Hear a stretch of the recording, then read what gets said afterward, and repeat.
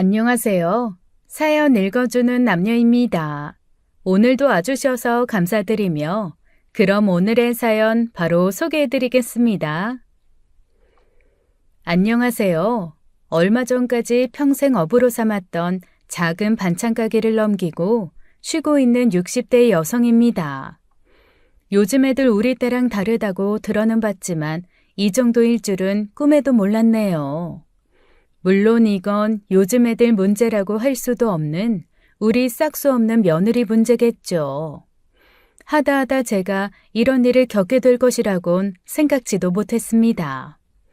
반찬 가게를 하게 된 것은 20여 년 전 남편과 사별 후 먹고 살 길이 막막해 시작한 일이었어요. 저나 남편이나 특별히 가진 것 없이 시작한 살림이었죠. 물려받을 재산이 있었던 것도 아니라 내내 그리 형편이 좋지 않았어요. 둘이 벌어 겨우 집에 있던 대출을 모두 갚고 이제 좀 우리도 남들과 같은 여유 좀 부리고 살아보자 했습니다.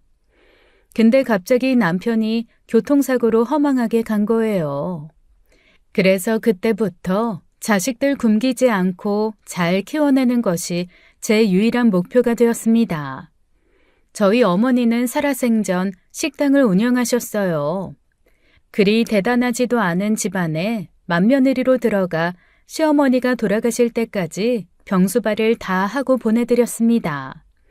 게다가 식구들 끼니를 다 챙겨가며 밭일까지 나갔고 고기 부산물을 떼다가 국밥집을 차려 5남매를 길러내셨어요. 저는 그런 어머니에게서 그 끈질기고 억척스러운 생활력을 배웠죠. 게다가 운 좋게도 시장 골목에서도 소문난 머리 국밥집 주인의 손맛을 그대로 물려받았어요. 그래서 반찬 가게를 해야겠다고 마음 먹었을 때도 그리 자신만만했던 거죠. 초기 월에 15만 원 하던 구멍가게 같은 작은 상가를 빌려 시작한 가게였습니다. 자식들 대학을 보내고 시집 장가까지 보냈으니 그렇게 억척스럽게 산 보람은 있었어요. 투자에 투자도 몰랐던 제가 운 좋게 얻은 작은 이득으로 제 앞으로 작은 상가도 하나 샀습니다. 남편이 그렇게 가고 정말 죽을 것만 같더니 어떻게든 살아는 지더라고요. 물론 처음에는 얼마나 힘들었겠습니까? 아이들이 막 사춘기에 접어든 시기여서 더 힘들었어요.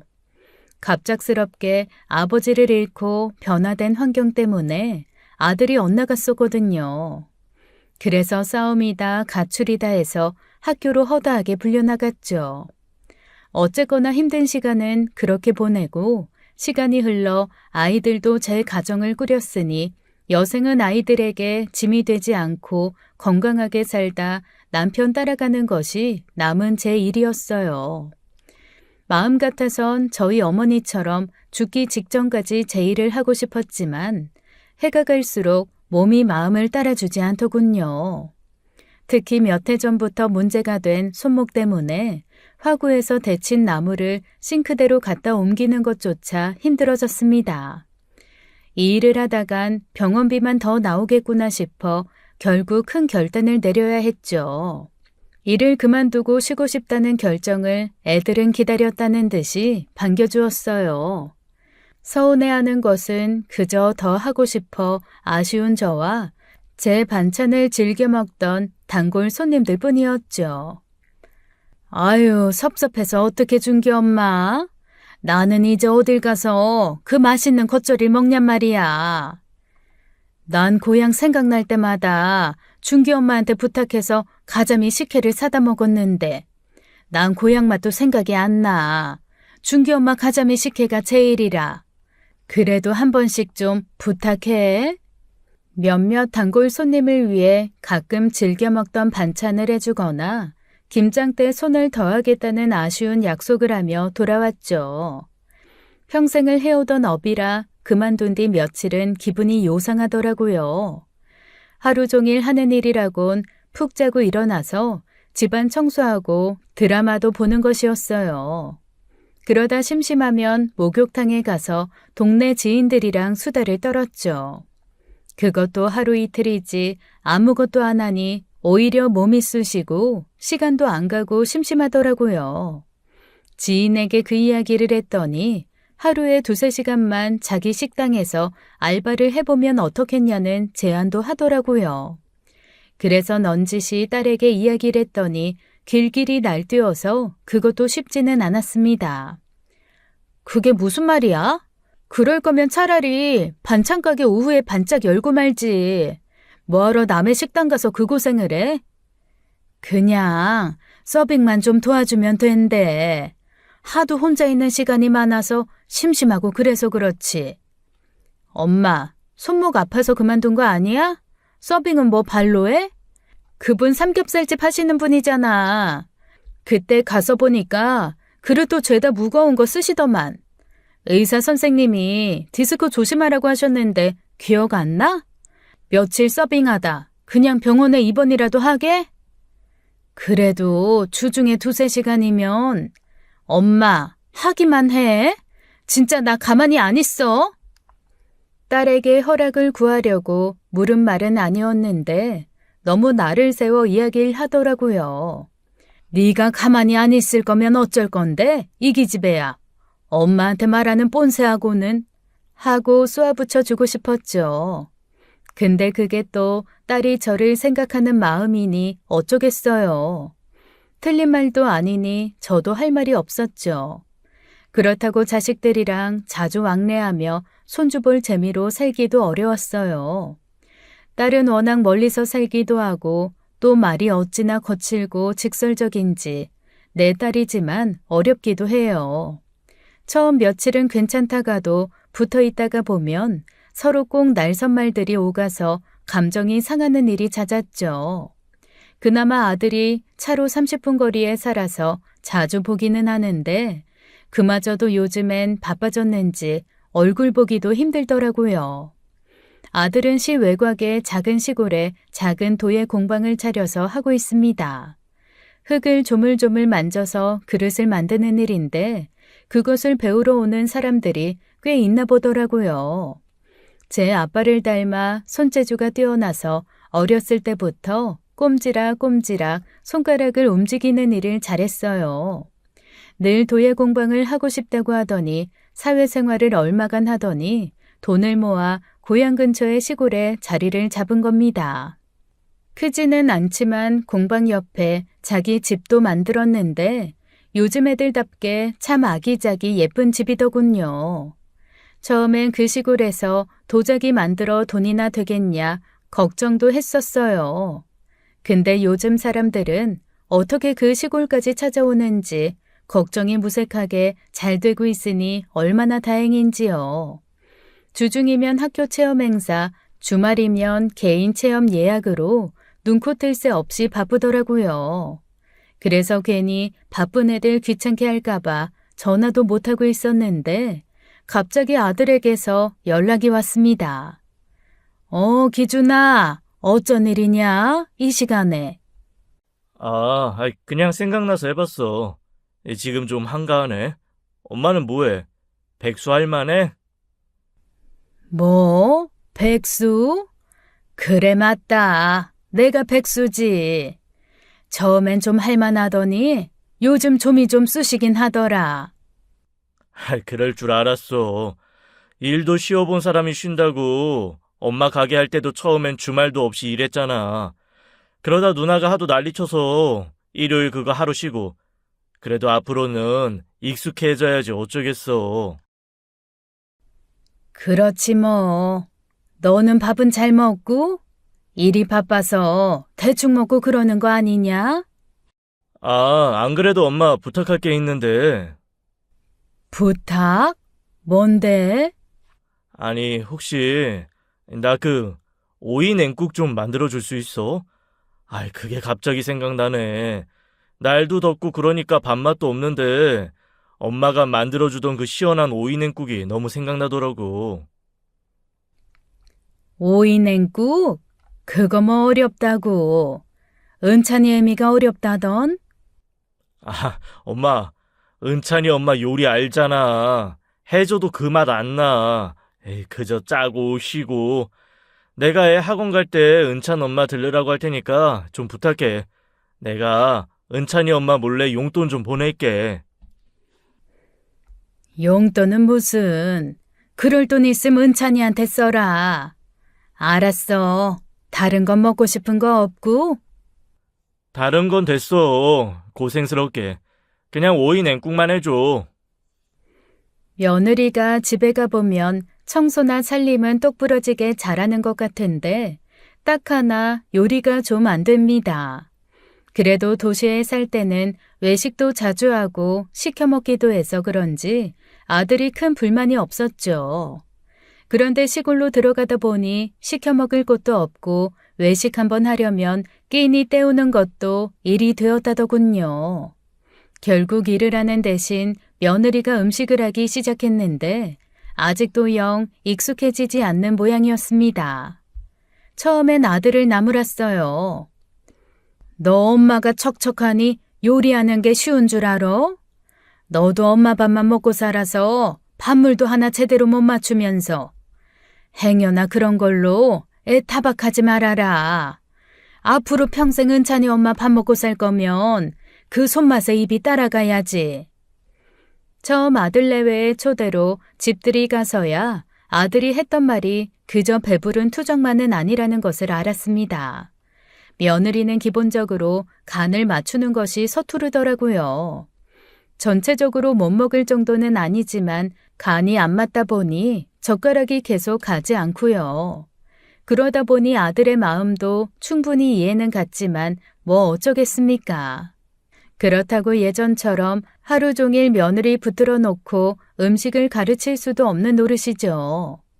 저도 사람이고 그렇게 둔한 편이 아니라 며느리가 은근히 그어놓은 선은 넘지 않으려고 신경 썼습니다. 아들 보내기 전에 주변에서 어찌나 겁을 주던지 요즘 며느리는 상전이라는 말이 괜히 있는 말은 아니더라고요. 웃는 얼굴로 네네 하는 법을 못 봤다고 열을 내던 지인도 있었죠. 그나마 우리 며느리는 웃는 얼굴로 네네는 잘하니 그래도 다행이다 했어요. 저는 아들의 부탁에 이른 아침 일어나 새벽 시장에 가서 창거리를 샀습니다. 오이 냉국만 해달랬다고 어떻게 또 오이 냉국만 덜렁 해주겠어요. 가지도 사다가 볶고 아들이 또 고구마 줄기 김치를 좋아해서 아침부터 부산스럽게 바빴습니다. 오랜만에 전직 반찬가게 집 사장답게 움직였죠. 마음이 즐거워서 그런지 몇 주 좀 쉬었다고 그런지 손목 아픈 줄도 모르겠더라고요. 그렇게 아들 내외 맛있게 먹일 오이냉국, 가지볶음, 고구마 줄기김치를 만들었어요. 그리고 손주 먹일 맵지 않은 견과류 멸치볶음이랑 햄 계란말이까지 준비했죠. 하는 김에 넉넉하게 해서 제 반찬 즐겨 먹던 지인들 불러다 점심 야무지게 챙겨 먹이고요. 역시 이런 게 사는 맛이다 싶어 괜히 세월이 원망스럽기도 하고 그러더라고요. 아프지만 않았더라면 정말 죽기 전까지도 그렇게 살 수 있었는데 싶어서요. 그날 오후 며느리는 태권도 학원을 끝낸 손주 은찬이를 데리고 들렀습니다. 아이고, 우리 은찬이 왔어? 어머님, 안녕하셨어요? 안녕하세요 인사해야지 은찬아. 안녕하세요. 네가 고생이 많다. 매일 은찬이 학원 때문에 왔다 갔다 하느라 피곤하겠어. 학교나 가서 다니면 좋겠는데 아무래도 시골이라 또래 애들이 없다 보니까 은찬이가 많이 심심해서요. 은찬이가 고생이죠. 은찬아, 아이스크림 먹을래? 할미가 아이스크림 사놨다. 네, 아이스크림 먹을래요. 아, 아이스크림. 은찬아, 아까 학원 가기 전에도 하나 먹었잖아. 날도 더운데 어떠냐? 태권도 갔다 왔으니 더 덥지? 그럼 은찬아, 딱 하나만 먹는 거야? 네. 우리 손주 뭐 좋아할지 몰라서 쭈쭈바도 있고 초코바도 있는데 뭘로 줄까? 초코바요. 어머니, 그냥 쭈쭈바로 주세요. 먹는 게 막대 아이스크림은 먹다 보면 다 녹아서 옷 버리더라고요. 그러냐? 어쩌냐, 은찬아. 쭈쭈바로 먹자. 아, 초코바요. 초코바 먹고 싶은데. 성은찬, 쭈쭈바 안 먹을 거면 아이스크림 안 돼. 요기워치도 안 보여줄 거야? 안 돼요. 아. 떼쓰지 말랬지. 너 할머니 앞이라고 안 하던 짓 하고 그러면 앞으로 할머니 집에도 못 와. 엄마 할머니랑 이야기할 동안 쭈쭈바 먹으면서 이거 보고 있어. 애가 좀 먹다가 흘릴 수도 있지. 오랜만에 손주 보는 자리에서 듣는 내가 다 무한하게 애를 혼내고 다그치는 것 같아서 기분이 좋지는 않았어요. 하지만 며느리 교육 방침에 제가 뭐라고 하겠습니까? 손주 좋아하는 게 뭔지 알 수가 없어서 애니까 아이스크림이면 좋겠다 싶어 사다 둔 건데 왜 그런 걸 사둬서 애를 떼쓰게 하나 하고 저를 탓하는 것만 같아 썩 기분이 좋지는 않았어요. 이게 다 뭐예요, 어머니? 그이가 오이냉국만 해달라고 하지 않았어요? 그래도 어떻게 오이냉국만 하냐. 이것저것 준기가 잘 먹던 반찬이랑 은찬이 반찬도 좀 했다. 너가 좋아하는 건 내가 아직 몰라서 더 못했어. 예전에 준기가 너 가지 좋아한다고 했던 게 생각나서 가지도 좀 묻혔다. 날도 더운데 뭘 이렇게 하셨어요. 너무 감사해요, 어머님. 제가 어머니 이럴 것 같아서 은찬이 아빠한테 그러지 말라고 했는데 괜히 어머니만 고생하시네요. 고생은 무슨. 내가 할 줄 아는 게 이것밖에 없는데. 너희가 맛있게 먹으면 그뿐이다. 진짜 많이도 하셨네. 어머니, 저기 혹시 제가 부탁 좀 드려도 될까요? 부탁? 다름이 아니라 그이가 어머님 음식 좋아하잖아요. 저도 요리가 많이 늘어서 다른 사람들은 맛있게 먹는데 그 사람만 매번 은찬이도 안 하는 반찬 투정을 해대니 좀 힘들기도 하고요. 다 내 탓이지. 어쩌겠냐. 내가 미안하다. 아니요. 어머님 그런 말 들으려고 하는 말이 아니라 혹시 어머님 괜찮으시면 그이 먹을 반찬 좀 만들어 주시겠어요? 일주일에 한 번 정도만요. 이렇게 은찬이 학원 끝나고 돌아가는 길에 들릴게요. 반찬을? 뭐 나야 어려운 일은 아니다만. 저희가 아직 완전히 자리 잡은 것도 아니고 은찬이 앞으로 들어가는 돈도 있고 해서 많이는 못 드려도 조금씩 답내는 할게요. 그 사람 요즘 거의 밥도 못 먹어요. 저라고 어머님처럼 맛있게 하기 싫어서 안 하는 게 아닌데. 중기 먹는 게 영 시원찮어? 아유, 지혜비 닮아서 그리 까다로운 거지. 알았다.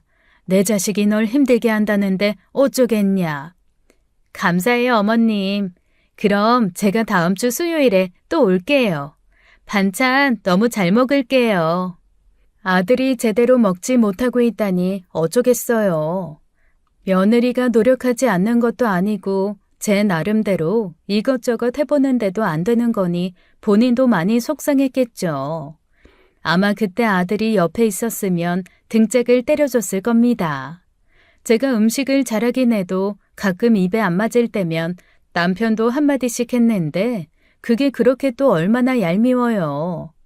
생각해서 만들어준 건데 가끔은 입에 안 맞으면 또 안 맞는 대로 먹을 수 있는 거 아닙니까? 여튼 며느리 입장도 이해는 가고 그래도 또 자식 일이라고 그저 아들 타박만 할 수도 없었죠. 제가 한 번씩 그렇게 해주면 며느리는 고생도 덜고 아들도 만족스러우면 모두가 좋은 것이겠거니 했습니다. 일주일에 한 번은 무리도 아니었고 무엇보다도 진짜 내 자식들 먹는다고 생각하니 그리 힘든 일도 아니었어요.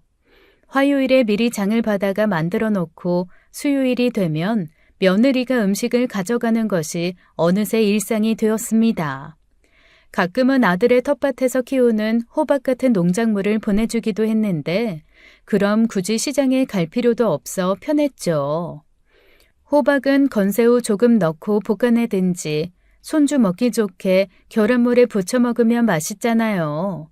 아니면 된장찌개 자박자박 끓일 때 넣어도 참 맛있죠. 깻잎은 많기도 많아서 내내 두고 먹을 수 있는 김치나 장아찌를 만들어다 주면 입맛 없을 때 별미고요. 내내 집에서 고장난 기계처럼 앉아만 있다가 그렇게 뭐라도 할 일이 생기니 뿌듯하기도 해서 좋더라고요. 혼자다 보니 나 먹으려고 했다면 그렇게 부산스럽게 움직이지는 못했겠죠. 아들 내외 먹이려고 이것저것 반찬을 하다 제목도 챙겨놓으니 저도 더 잘 먹게 되더라고요. 그저 못마땅한 건 멀리서 사는 딸뿐이었습니다. 아니 뭐라길래 전화 온 줄도 모르고 있었어? 아, 죽순 좀 사다가 데치고 있었어. 죽순 나물 좀 해다 보내려고. 보내? 또 엄마 어디 단골들이 부탁하는 반찬 고지고대로 다 해다 주고 있어? 아니야 이거사. 넌 무슨 엄마가 동네 호구라도 되는 줄 알아? 준기내 주려고. 내일 가지러 오는 날이라. 준기? 그게 무슨 말이야? 뭐 엄마 지금 준기 반찬 만들어다 주고 있어? 그것도 안 되냐? 너도 은차내미 알잖아. 공방에 손님이 많아서 바쁜데 밥도 제대로 못 먹고 있다더라. 아니 결혼했으면 지 마누 하나 고생시키면 그만이지. 아파서 쉬고 있는 엄마를 부려먹을 건 또 뭐야? 엄마가 뭐 지 반찬에다 바치려고 그러고 있대? 아유, 너는 좀 말 좀 예쁘게 해라. 아들이 엄마 반찬 먹고 싶어서 그런다는데 그럴 수도 있지. 뭐 얼마나 보내고 있는데 별거 하지도 않어. 그냥 두세 가지 나 먹을 거 만든 김에 만들어서 일주일에 한 번씩 들른다. 그렇게 은찬이 얼굴도 보고 좋지 뭐. 너도 가까이 살았음 나한테 이것저것 해달랬을 거 아니야. 나야 뭐 어쩌다 한두 번 해달라고 했겠지. 그렇게 주기적으로 날 잡아서 가져갈게? 어휴, 정말 성준기 마음에 안 들어. 갑자기 난데없이 그 시골로 들어간 것부터가 말이야. 주변 사람 되게 힘들게 하는 거잖아. 아이고, 너나 잘 살아. 잘 살고 있는 애들한테 그러지 말고. 아무튼 적당히 해요. 괜히 또 손목 아프다고 침 맞으러 다니고 그러지 말고. 알았다. 제가 생각이 없었던 거죠. 성정이 불같은 딸애한테 결혼한 아들놈 반찬에다 주고 있단 소리는 괜히 왜 해서는. 며느리가 반찬을 가지고 가는 날이면 한 번씩 아들에게 연락이 옵니다. 정말 맛있게 잘 먹었다고요. 그렇게 또 치켜 세워주면 요즘 들어 슬슬 시큰거리던 손목 통증도 싹 가시는 것 같더라고요. 엄마, 이 콩물 사다가 콩국수 해 먹는데 엄마 겉절이가 그렇게 궁합이 잘 맞아. 어제 은찬이 엄마 오자마자 그냥 두 그릇 뚝딱 했다니까. 잘 먹었다니 다행이다. 그래도 은찬애미가 해준 것도 잘 챙겨 먹고 그래. 만든 사람 정성 무시하는 거야 그거. 알았어. 그 사람 노력 아니까 나도 노력하는 거지. 나도 이게 나를 이렇게 힘들게 할 줄 몰랐다, 엄마. 이게 다 엄마 탓이야. 엄마가 솜씨가 너무 좋아서. 비행기 태우지 말고 먹고 싶은 거 있으면 말해. 미리 만들어 둘 테니까. 제가요, 이 나이 먹고 칭찬받을 곳이 어디겠습니까? 아들의 말은 여생은 이 기쁨으로나 살아야겠다 싶을 만큼 뿌듯한 일이죠. 내가 만든 음식을 그저 맛있게 먹어주는 것이 얼마나 기쁜 일인지 다들 아시죠? 그런데 생각지도 못하게 그게 점점 저에게 좀 힘에 부치는 일이 되기 시작한 겁니다. 반찬을 가지러 온 며느리가 넌지시 또 부탁하는 거예요. 뭐? 일주일에 2번? 그게 그리 적지도 않은 양이라 일주일이면 넉넉히 먹을 텐데. 그이가 삼시세끼를 전부 집에서만 먹잖아요. 회사 생활도 하고 그러면 점심도 먹고 가끔 회식한다고 밖에서 먹고 오기도 할 텐데 삼시세끼를 다 집에서 먹다 보니 사실 이틀도 못 가요. 이틀? 그 많은 것이? 아이고야. 그래도 그렇지. 기준이가 그렇게 양이 많지도 않은데. 그 사람뿐만 아니라 가끔 도예방 찾아오는 은찬 아빠 지인들 대접하기도 해서. 어머니, 제가 염치가 없어요. 다 제가 해야 할 일인데. 저도 어머니 반찬 먹으면서 어떻게든 흉내라도 내보려고 했는데 도저히 안 돼요. 네 탓이 아니다. 어떻게 수십 년 음식 장사한 사람을 금방 따라오겠냐. 맛보다는 아무래도 지혜미 음식에 길들여져서 그런 거지. 그래, 그럼 수요일하고 토요일이나 또 준비하면 되겠니? 토요일은 은찬이 학원이 없어서 나올 일이 없어서요. 다음 주부터는 그럼 월요일이랑 목요일에 올게요. 월요일, 목요일? 아무튼 알았다. 애미 너는 뭐 먹고 싶은 거 없고? 저는 다 잘 먹어요. 제가 원래 편식이 좀 있는데 어머님 음식은 가리지 않고 먹어요. 아마 우리 엄마가 보면 기절할 거예요. 어머니, 은찬이가 그때 생선포 같은 거 무쳐놓은 거 잘 먹던데요? 아귀포 무침? 알았다. 그것도 해놓으마. 감사해요, 어머님. 사실 생각해보면 시골살이가 다 그렇죠. 저도 어렸을 때는 시골에 살면서 어머니 가게에서 삼시세끼를 다 해결했어요. 시부모님과 함께 살 때는 아침, 점심, 저녁 차리는 것도 일이요. 바람처럼 예고도 없이 찾아오는 시부모님이나 도련님 손님 수발하는 것도 좀 고된 일이었나 봐요. 주변 사람 참 귀찮게 한다는 제 누나의 말이 틀린 말도 아니었습니다. 아무리 일을 한다지만요. 삼시세끼를 다 며느리밥 얻어먹는 것도 모자라 한 번씩 지인들을 데려와 밤늦도록 술자리도 갖는다니요. 애 키우고 살림만 한다고 그게 그렇게 쉬운 일인가요? 제 기분 탓인지 모르겠지만 아들이 밖에서 일하는 사람이 아니라 자기가 피곤하다는 뉘앙스가 풍기더라고요. 삼시세끼 먹이느라 자기가 다 고생이라는 듯이 말에서 뼈가 느껴지는 겁니다. 그러니 어쩌겠습니까? 다 아들 잘못 둔 내 업보다 하고 해야지. 감히 시어머니를 부려먹어도 너무 부려먹는 거 아니냐고 며느리 타박할 자격이 없죠. 저는 그날로 일주일에 2번씩 반찬을 준비하고 양도 늘렸습니다. 나물을 데쳐도 2배, 겉절이를 해도 2배, 뭐든 2배씩 준비했어요. 그러다 보니 돈도 꽤 들더라고요. 제가 돈이 없는 것도 아니고 작지만 상가에서 다달이 나오는 돈도 있으니 처음엔 그렇게 부담이 되는 건 아니었어요. 그런데 가계부를 작성하다 보니 생각보다 너무 많은 돈이 아들 내외 반찬값으로 나가고 있더라고요.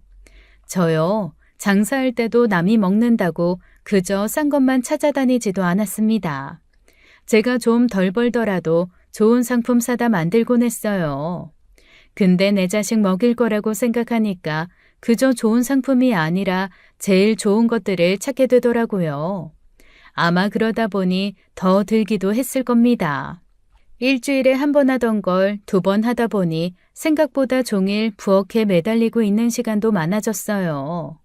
이건 뭐 말이 자식 반찬 해다 주는 거지 반찬 가게를 하는 게 낫겠다 싶은 날도 있고요. 돈도 돈이지만 문제는 제 고질병이었던 손목 통증이 슬슬 도지기 시작했다는 것입니다. 밤마다 파스를 바르고 보호대를 차면서 내가 뭐 하는 거지 싶을 때도 종종 있었죠. 그러면서도 며느리가 방긋방긋 웃으면서 맛있게 잘 먹고 있다고 하면 그래도 해야지 어쩌겠나 하게 되는 거예요. 이번에도 며느리가 다녀간 후 갑자기 알람이 울려 보니 글쎄 아들이 돈을 보냈더라고요. 근데 그 돈이 꽤 적지 않은 돈이라 놀라 전화를 했어요. 기준아, 뭔 돈이 들어왔는데? 엄마, 내가 보냈어. 용돈 하시라고. 내가 말했잖아. 은찬이 엄마 몰래 용돈 좀 보내드린다고. 너무 늦었어요. 이것저것 정리하다 보니까 남은 돈이 생각보다 그리 많지 않더라고.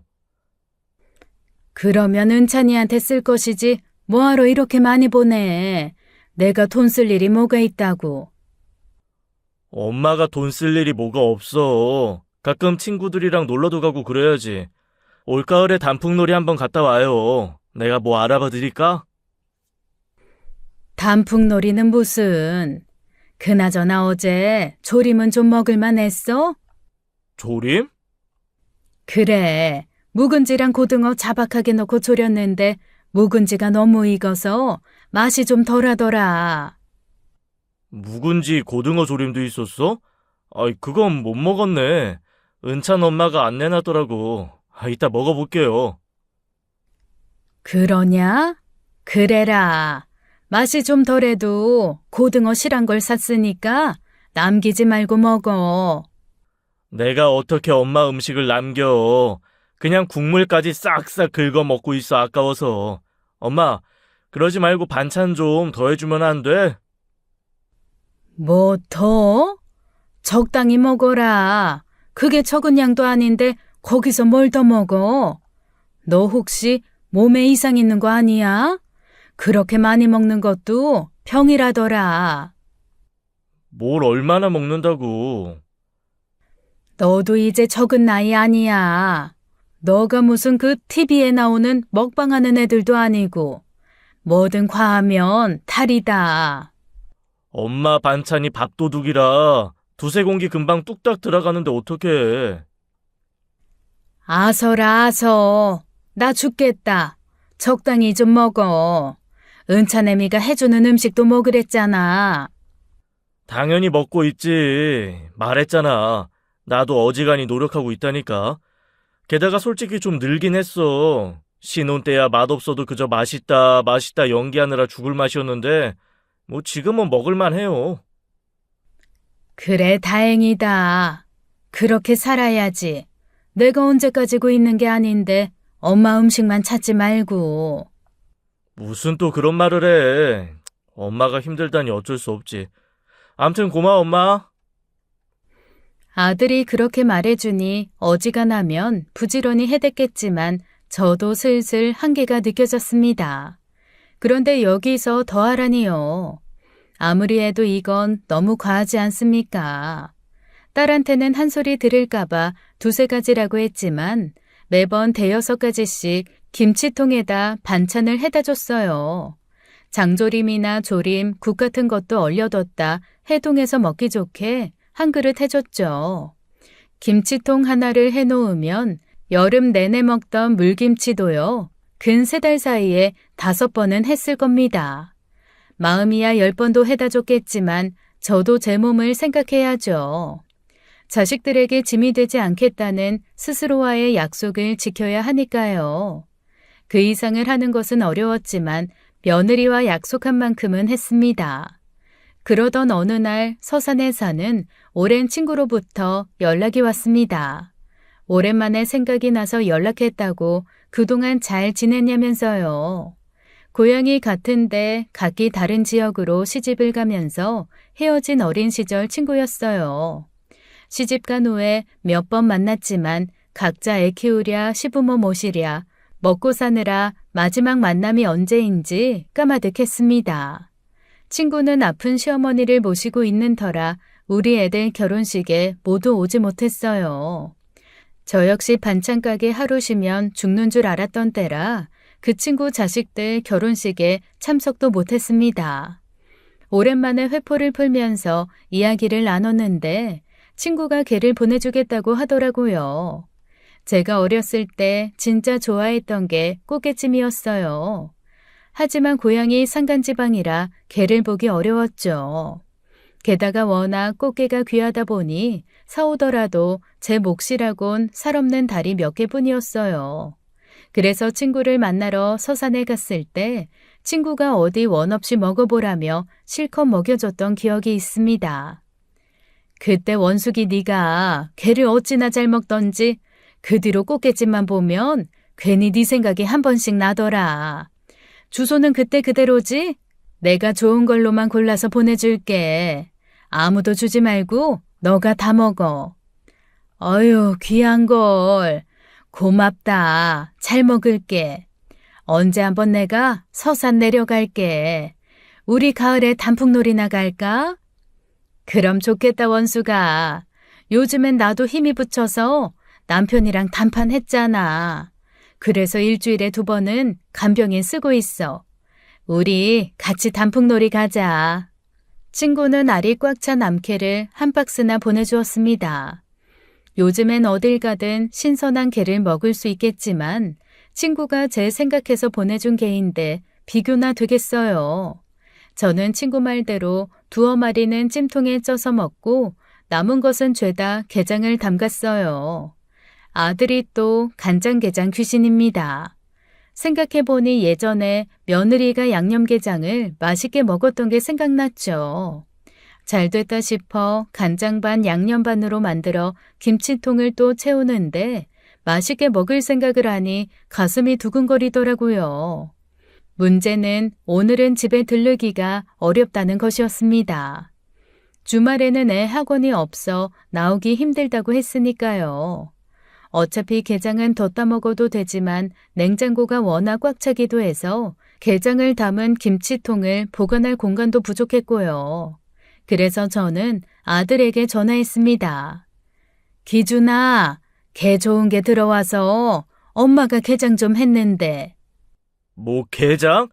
아이 완전 좋지. 야, 나 벌써 군침 돈다.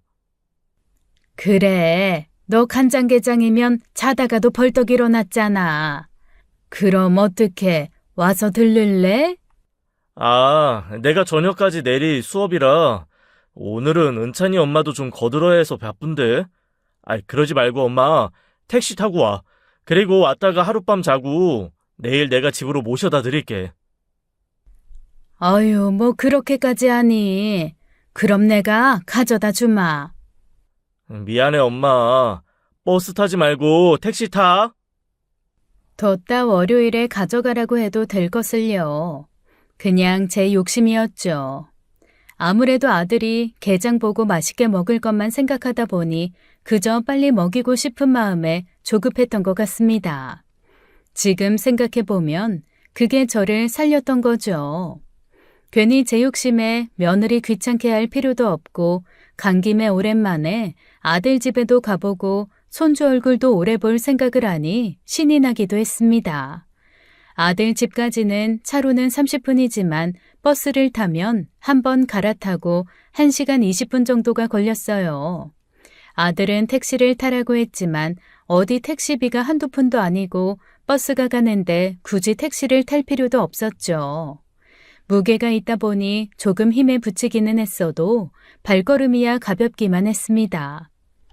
어느새 가을이 오려는지 선선한 바람에 어쩐지 나들이를 가는 것 같기도 하더라고요.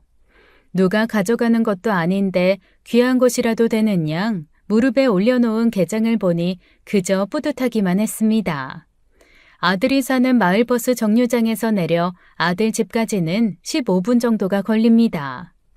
오랜만에 가을 냄새 물씬 풍기는 시골길을 걷다 보니 일을 쉬고 이렇게 사는 것도 나쁘지 않구나 싶더라고요.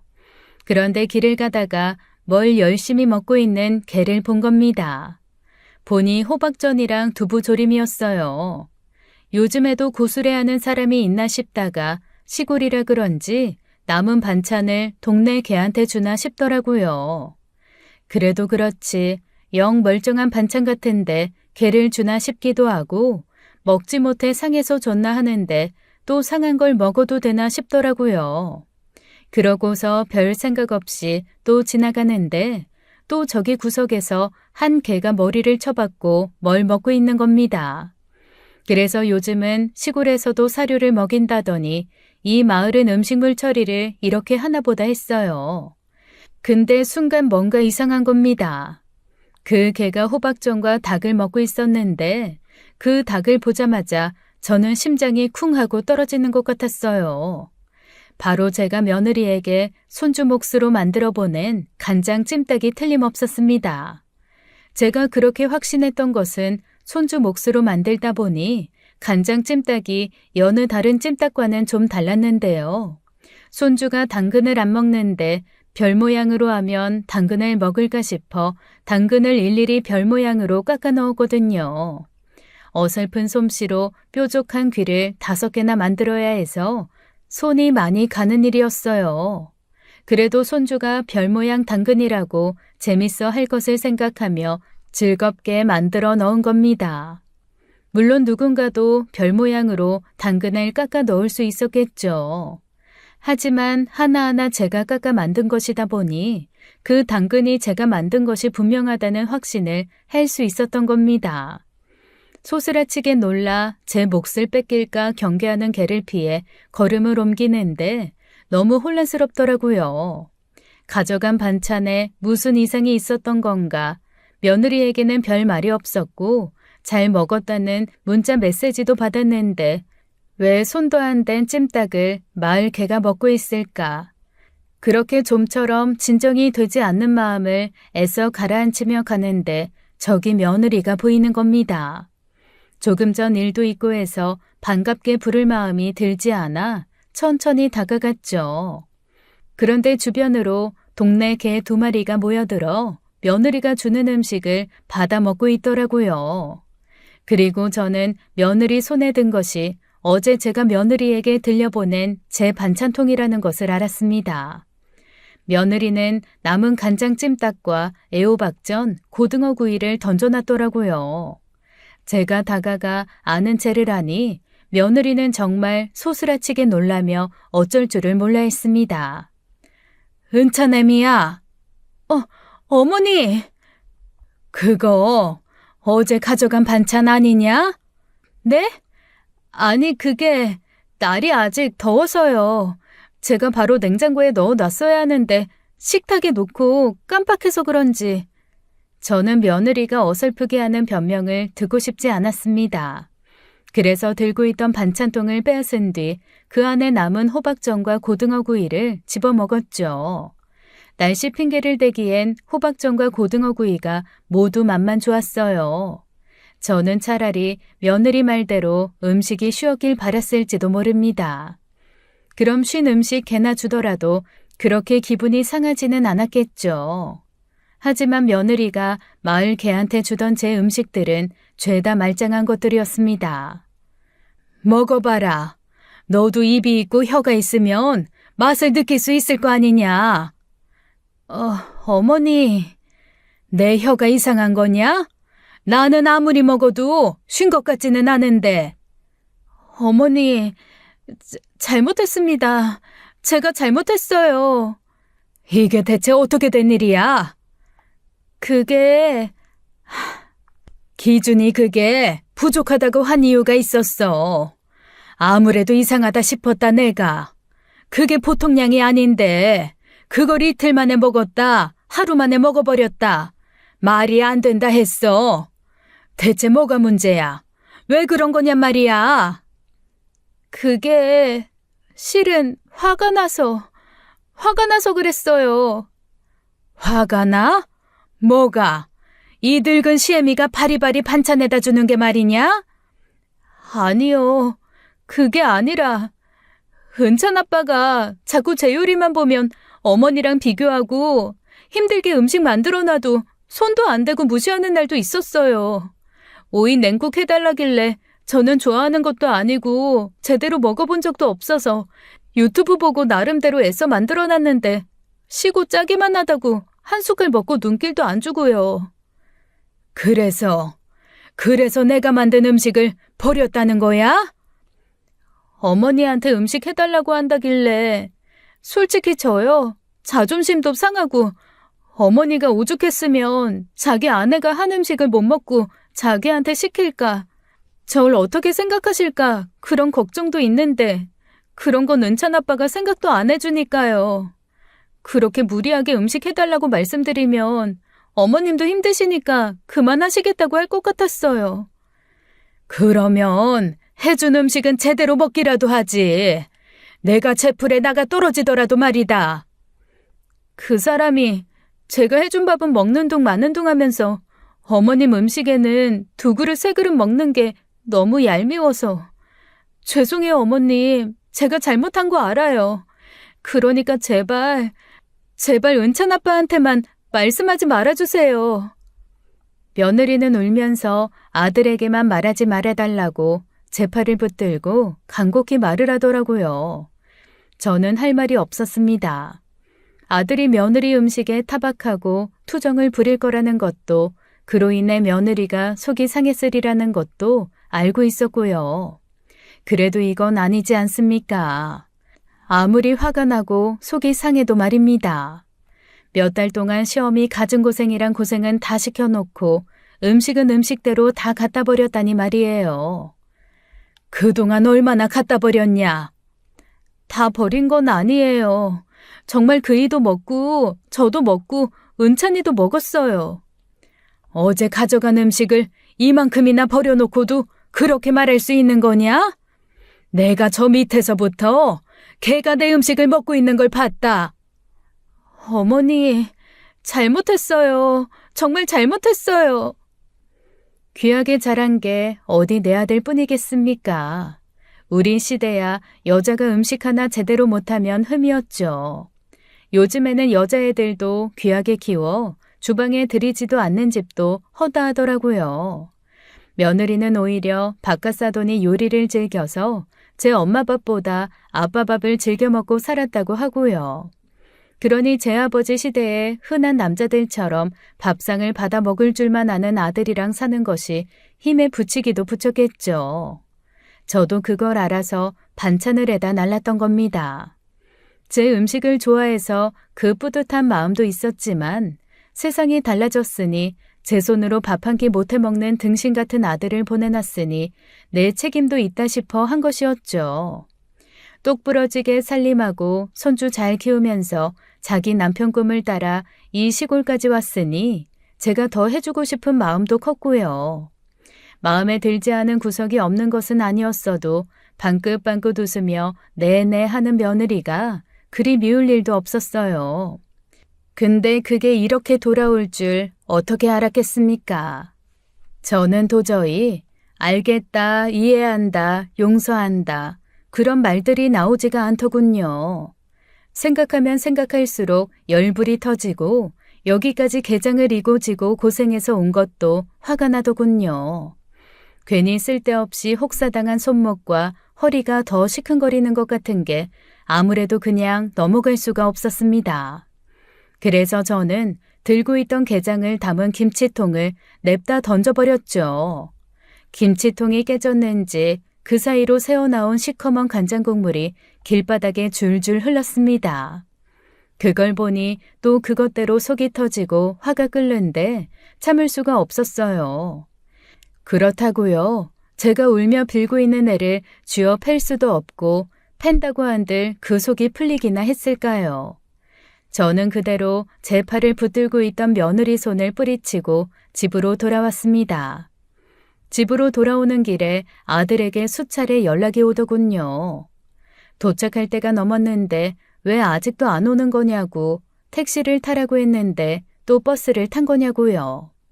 며느리한테 그런 수모를 당해서일까요? 아들의 연락도 나를 기다리는 건지 자기가 좋아하는 간장게장인 건지 싶어 아주 꼴도 보기 싫더라고요. 마음을 좀 추스를 시간이 필요해 아들에게는 가려던 중에 급한 일이 생겨 못 가게 되었다고 둘러댔습니다. 버스에서 내려 집으로 향하는 길을 걷는데 어찌나 눈물이 나던지요. 아들 내외의 싸움에 괜히 끼어들어서 돈은 돈대로 쓰고 마음은 마음대로 몸은 몸대로 상한 겁니다. 남는 것은 하나도 없고 결국 며느리에 대한 실망과 허탈한 마음이 저를 밤새도록 괴롭혔어요. 이게 다 아들을 잘못 키운 탓, 이것도 내 업이라지만요.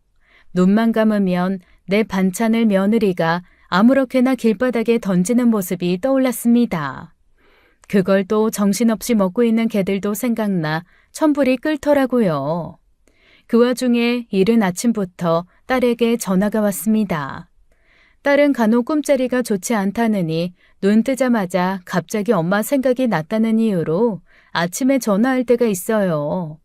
왜인지 딸에게 전화가 오는 것을 보자마자 울컥 눈물이 나더라고요. 엄마, 일어났어? 일어났지. 뭐야? 목소리가 왜 그래? 힘이 하나도 없는데? 아침이라 그렇지. 아침이라서 그런 게 아닌데 코는 왜 훌쩍여? 감기 기운이 좀 있나 보다. 감기? 갑자기 무슨 감기는 감기야. 요즘 기준이 반찬 만들어다 주느라고 좀 무리한 거 아니야? 그런 거 아니야. 그냥 영주 엄마네서 에어컨 바람을 너무 많이 쐬었나 봐. 아우, 뭐 에어컨 바람을 하루 종일 쐬고 있었게? 내가 엄마를 몰라? 에어컨 바람 싫다고 한여름에도 선풍기로 지내는 사람이 무슨 에어컨 바람? 아유, 그러게 좀 적당히 하라고 했잖아. 기준이 그것도 그래. 아파서 그만둔 엄마한테 그렇게 반찬 대령하게 해야겠어? 아주 웃기는 녀석이네. 엄마, 끊어봐. 안 되겠어. 아유, 둬라. 그런 거 아니라니까 그러네. 하지만 딸은 막무가내로 전화를 끊어버렸어요. 평소 같았으면 난데없이 이른 아침부터 제 누나의 벼락 같은 성질머리를 감당할 아들을 안쓰러워했겠죠. 메시지를 보내든지 며느리한테 미리 언질이라도 줬을 텐데 그냥 뒀습니다. 아주 괘씸한 놈 하고요. 내다 버린 건 며느리인데 아들까지 싸잡아 미운 것을 보면 이 사태의 모든 원흉이 아들인 것도 같았습니다. 저는 요리라는 게 항상 누군가의 행복이 되는 거라고만 생각하고 살아왔어요. 요즘 젊은 사람들은 외식 요리가 익숙하다 보니 요리라는 게 얼마나 많은 정성이 들어가는지 모를 수도 있지만요. 요리하는 사람은, 특히나 제 가족 먹이려고 음식하는 사람은 그 정성과 마음이 말로 다 못하잖아요. 가격보다는 원산지를 따져보고 돈을 더 써서 더 좋은 것을 먹이고 싶은 마음으로 재료도 고심해서 고르고요. 설탕을 더 넣으면 누구는 좀 달다 하고 또 누구는 달았으면 좋겠다고 해요. 소금을 더 넣으면 누구는 간이 딱 좋다고 하지만 누구는 짜다고 하고요. 그래서 한 사람이 여러 사람이 먹을 음식을 만들 땐 얼마나 많은 공을 들여 적정한 간을 찾는지 모를 겁니다. 아들이 준 용돈이 좀 도움이 됐어도 돈 좀 받겠다고 한 것도 아니고요. 그 돈도 고스란히 다시 반찬 재료 사는데 들었으니 그게 용돈벌이라고 할 수도 없었죠. 그저 내가 한 요리 맛있게 먹고 엄마가 한 요리가 최고야, 제일 맛있어, 맛있게 먹었어, 그 한마디 듣자고 한 거죠. 그 한마디에 오늘을 살고 내일을 살게 되니까. 그런 마음으로 들인 정성이었거든요. 근데 그걸 개가 먹고 있었다니 기가 차고 어이가 없어서 어디 가서 말이나 하겠습니까? 말을 한들 이 황당한 마음이 가실까요? 찬물을 들이키고 어젯밤부터 먹은 것도 없는데 답답증이 가시질 않아 마른 가슴만 치고 있었어요. 아니나 다를까 아들에게 전화가 오더군요. 괘씸한 마음에 내내 노려보기만 하고 받질 않았는데 연달아 전화가 울리더라고요. 엄마, 아니 누나 뭔 소리야? 뭐가 말이냐? 아니 아침부터 왜 갑자기 전화해서 난리냐고. 엄마가 누나한테 나 반찬 만들어다 주느라 힘들다고 했어? 그런 적 없다. 아 근데 왜 누나 왜 저래? 왜 아침 대바람부터 전화해서 괜히 나한테 화 풀이냐고. 아 진짜 열받네. 너 있다. 은차냄이랑 집에 좀 들러라. 엄마 집에? 갑자기 왜? 아 게장 때문에? 아이 그거 내일 은찬이 엄마 보낼게. 내일 은찬이 학원 가는 날이고. 잔말 말고 들러. 은찬이는 어디 맡기고 오든지 하고 그냥 너네만 와라. 일단 대책도 없이 그렇게 말하고 끊었습니다. 뭘 할 작정은 아니었고 도저히 그냥 넘어가긴 힘들 것 같아 아들 내외를 앉혀두고 말할 생각이었어요. 근데 어차피 오면 며느리는 내가 죄인이요 하고 울기나 하겠죠. 아들은 모르는 일 같으니 화가 나겠지만 내 마음이 어떨지 그 아이들이 알기나 알까요. 그래서 저는 아들 내외가 올 때쯤에 맞춰 냉장고에 있는 음식들을 죄다 꺼냈습니다. 다 아들 내외 먹이려고 만들면서 제 몫으로 남겨둔 반찬들이죠. 저는 그것들을 김치 다라이에 전부 집어넣고 죄다 섞어두었습니다. 호박전, 두부조림, 머위대 나물에 지난번에 만들어 놓은 부추김치와 열무 물김치도 죄다 쏟아부었어요.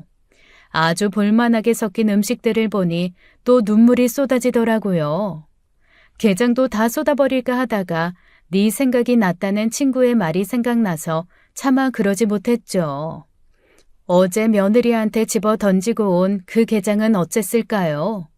그 짜고 매운 것은 걔도 못 먹을 텐데 아들에게 숨기려고 또 어디 근처 땅에 갖다 파묻기나 했겠죠. 그렇게 한참을 울고 추스르고 나니 신기하게도 펄펄 끓던 천불이 가라앉더라고요.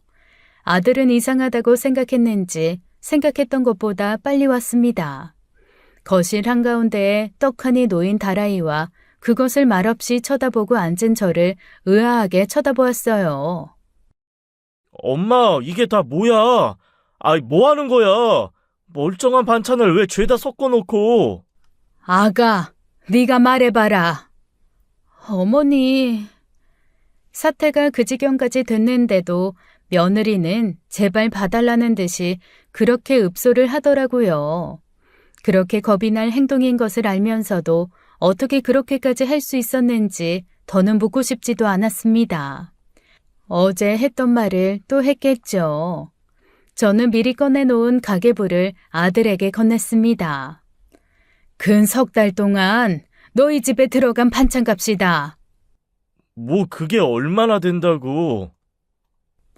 거기 쓰인 거 뭐 하나 나 먹으려고 산 것은 하나도 없다. 은찬이 애미가 원한 대로 처음 몇 주간은 일주일에 한 번, 그리고 그 뒤부터는 일주일에 2번씩 너도 먹고 은찬이도 먹고 저도 먹고 집에 오는 손님들이 먹고도 부족하다고 해서 양 늘린 거 숫자 보면 알 거다. 어? 그게 무슨 말이야? 아이, 잠깐만. 이게 다 우리 집 반찬 만들라고 본 장이라고? 엄마 그렇게 보낸 적도 없잖아. 아이, 가끔 갖다 먹기는 했어도 그게 그렇게 많은 것도 아니었는데. 너는 뭘 얼마나 먹었는지 나는 모르겠다. 아무튼 나는 매주 2번씩 그동안 은찬애미한테 반찬 보냈다. 손목이 시큰거리고 허리가 아파도 내 자식들 먹인다는 마음으로 그렇게 보냈어. 아이, 그렇게 먹은 적이 없는데. 아이, 그럼 당신은 이 많은 반찬을 다 어떻게 한 거야? 왜 대답이 없냐? 당신 진짜 엄마한테 반찬 이렇게 많이 받은 거 맞아? 누나가 아침 대바람부터 반찬 타령하면서 그렇게 화를 낸 이유가 이거였어? 여보, 그게... 아니, 내가 먹거나 그런 소리 들으면 말을 안 해. 오이 냉국 좀 받아 먹고 한 달에 한두 번 은찬이 먹을 반찬 몇 개랑 나 겉절이 해준 거 그 정도 아니었어? 어머니, 죄송해요. 진짜 제가 할 말이 없어요. 말을 해보라니까. 동네 사람들 다 나눠준 거야? 엄마 그렇게 고생해서 만드신 거 나한테 말도 안 하고? 동네 사람들이나 먹었으면 나도 이렇게 억울하진 않겠다. 그럼 그걸 누가 먹었어? 여보, 누가 먹었냐니까. 어머니, 어제도 그렇게 죄송하다고 했잖아요. 꼭 이렇게까지 하셔야겠어요? 앞으로 안 보고 사실 것도 아니고 어머니가 이렇게까지 하시면 제가 기준 씨랑 어떻게 살아요? 뭐? 참, 입이 10개라도 할 말이 없을 줄 알았는데 끝까지 너만 생각하는구나. 기준아, 이게 뭐 같냐? 뭐 같냐니. 아이, 죄다 그냥 섞어 놓은 거지. 이 개밥도 아니고 이게 뭐야. 그래 맞다, 개밥. 며느리가 시어미 알기를 아주 우습게 알고 시어미 음식이 개밥이라고 생각하고 그동안 그 많은 반찬을 다 개를 주고 있었더구나. 뭐? 그게 무슨 말이야? 개를 주다니? 아이고 참, 내가 기가 막혀서. 당신 똑바로 말해. 지금 어머니가 하는 말 뭐야? 진짜 엄마가 이 많은 반찬을 해줬는데 당신이 그동안 개를 주고 있었다는 거야? 집에 가서 이야기해. 뭘 집에 가서 이야기를 해? 당장 대답 안 해? 당신이 미워서 그랬어. 미워서. 허구한 날 음식하느라 고생하는 사람 생각도 안 하고 밥상 투정이나 하고 도시에서 편하게 살다가 당신 때문에 이 시골에 들어와서 삼시세끼 하는 것도 아주 지겨워 죽겠는데 앉기도 전에 한숨부터 쉬고 얼마나 내가 속을 끓였는지 알아? 그래서 지금 엄마한테 음식 해달래서 개 줬다는 거야? 지금 그게 무슨 말이야? 어휴, 조용히 해. 시끄럽다. 싸우려거든 나가서 싸워라. 어찌됐든 간에 나는 이제 니들 꼴도 보기 싫다. 기준이 네가 은찬이 애미랑 같이 살든 이혼을 하든 나는 앞으로 쟤 못 본다. 엄마, 그건 또 무슨 말이야? 못 알아들어? 나 이제 너네 안 보고 살고 싶단 말이야. 너나 은찬이 애미나 똑같아. 앞으로 나는 너네한테 줄 것도 받을 것도 없어. 뭘 기대도 하지 말고 해견아 내가 죽는다고 해서 뭐가 남을 거라는 기대도 말아라. 나가라. 그렇게 아들 내외를 불이 나게 쫓아냈습니다. 그 뒤로 수도 없이 아들에게 며느리에게 연락이 왔죠. 아들이 며느리한테 제게 진심으로 사과하지 않으면 이혼하겠다 엄포를 놓은 모양이더라고요. 며느리가 허구한 날 문자 메시지를 보내는데 저는 왜 그게 사과처럼 느껴지지 않고 변명처럼만 느껴지는지요.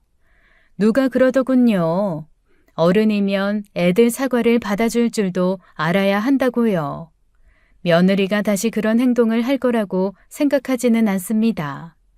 어찌 또 그러겠습니까마는 저는 그 행동이 그리 쉽게 잊혀지지는 않을 것 같아요. 마음이 풀리지도 않았는데 꾸역꾸역 그 마음 눌러가면서 그 얼굴들을 볼 자신이 없어요. 그게 어른스럽지 못하다고 한다면 저는 그냥 어른 안 하렵니다. 언젠가는 풀어질 마음이겠지만 풀리지도 않았는데 그 애들을 위해서 풀고 싶지는 않다는 겁니다. 저들이 진심으로 잘못했다고 생각하면 기다리겠죠. 그게 1년이든 2년이든 말입니다.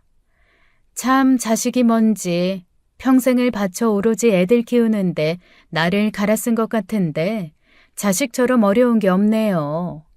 여전히 뭘 먹지도 않았는데 얹힌 듯 그렇게 답답합니다. 이 마음 알아줄 사람이 친구밖에 없는 것 같아 말로만 한번 보자 말만 했던 서산 친구나 만나러 가보려 합니다. 친구를 만나 너도 그랬냐, 너도 그렇게 자식 키우는 게 어렵든 하고 이야기를 나누다 보면 좀 나아질는지요. 제 긴 이야기 들어주셔서 감사합니다. 지금까지 사연 읽어주는 남녀였습니다. 끝까지 시청해주신 여러분 감사드리며 저희는 다음 사연으로 돌아올게요. 감사합니다.